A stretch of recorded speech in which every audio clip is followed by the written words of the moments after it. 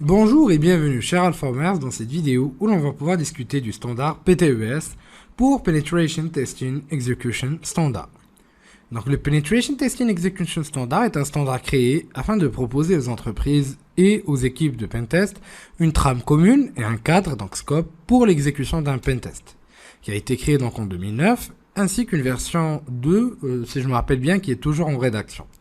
Concernant son contenu, en fait ça se passe en 7 étapes. Le schéma suivant va donc nous expliquer les différentes phases. Tout d'abord, on a la phase d'interaction, pré-engagement, pre-engagement, interactions. Donc, comme je vous l'ai expliqué dans plusieurs formations, chaque test d'intrusion débute avant tout par une négociation, donc une compréhension des besoins clients et pour finir, une contractualisation qui met tout cela en forme sur papier. L'établissement donc du contrat est l'occasion pour l'entreprise demandant le test d'intrusion de préciser plusieurs éléments concernant le cadre du test d'intrusion, c'est-à-dire la portée ou le scope en anglais.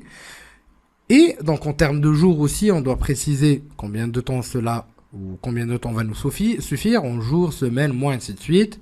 Et en termes de technologie, ce qu'on va utiliser, en termes géographiques, les plages d'adresse IP à tester, ainsi de suite. Également, c'est l'occasion de préciser le type de test à prévoir. Est-ce que c'est donc un test en mode black box, en mode white box?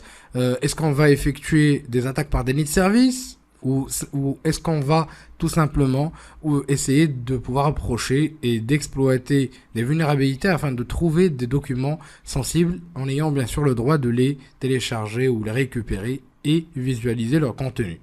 Le contrat vise également à établir un lien juridique et une protection pour le pentester et donc ne faites jamais rien si vous n'avez pas de contrat bien précis et explicite.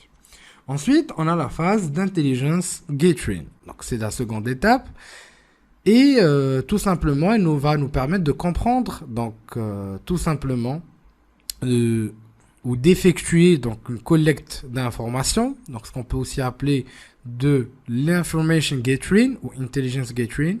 On va chercher ici à lister un maximum d'informations à propos du SI qu'on va tester, et cela via différentes méthodes. Donc l'objectif ou les objectifs sont plusieurs, surtout donc de pouvoir effectuer ou dresser une cartographie de la surface d'attaque depuis la position de départ de l'attaque. On vise aussi à obtenir des renseignements sur le service, les serveurs et éléments actifs utilisés, mais également leur version et les systèmes de sécurité mis en place comme des VPN, firewall, DMZ et ainsi de suite. On retrouve aussi des notions d'OSINT et d'UMINT, donc OSINT pour l'Open Source Intelligence et l'UMINT pour l'Human Intelligence, ou autrement dit le Social Engineering. Ensuite vient la phase du Threat Modeling, qui est la troisième étape. Et ici, on va chercher à dresser une liste des menaces pour l'entreprise. À quoi l'entreprise peut-elle avoir à faire face? On va ici donc tout simplement évaluer ce qui est critique pour l'entreprise. On va aussi chercher à établir l'impact potentiel de la perte donc de ces informations confidentielles.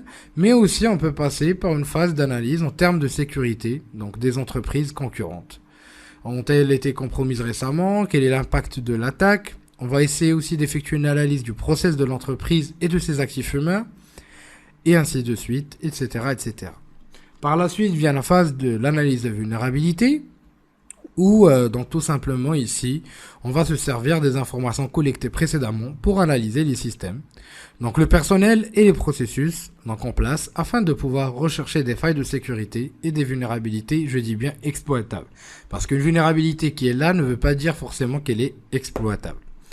Donc, c'est-à-dire que là, c'est la phase, disons, de base qui va précéder l'exploitation. Et sans ces trois dernières phases, d'ailleurs, on ne peut pas effectuer d'exploitation correcte.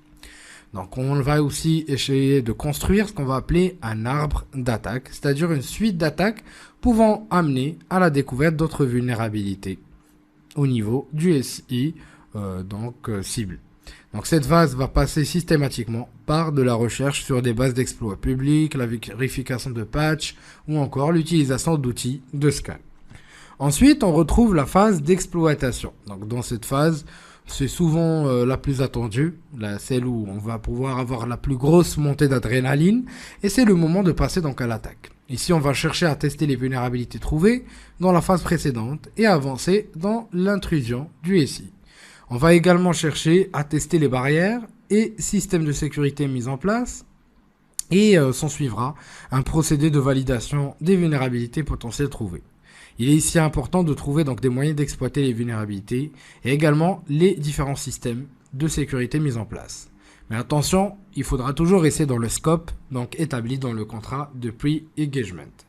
Et enfin vient la phase de post-exploitation et comporte plusieurs phases. C'est une des phases, disons, les plus intéressantes et les plus impactantes de notre processus, où le pentester va devoir effacer ses traces pour que ses agissements ne soient le plus furtifs possible. On va essayer aussi de pouvoir mettre en place des backdoors, mettre en place en quelque sorte de manière plus générale de la persistance, exfiltrer des données, déployer des botnets et ainsi de suite. Donc la démarche du pentest qu'on vient de découvrir va se terminer donc par le reporting. Donc le reporting qui représente la phase la plus importante car il s'agit d'exposer le déroulement du test d'intrusion et ses fruits à l'entreprise l'ayant commandé.